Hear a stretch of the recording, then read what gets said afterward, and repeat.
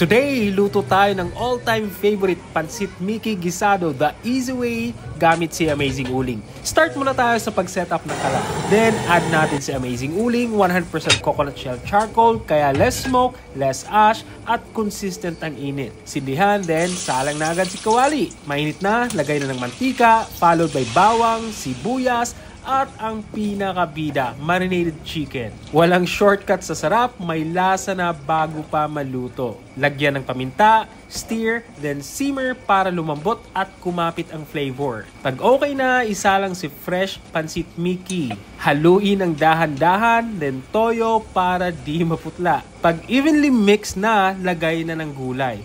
Cabbage, baguio beans, carrots, at bell pepper. Sama-sama na yan. Pag half cook na, dagdag ng spring onion, then mix ulit.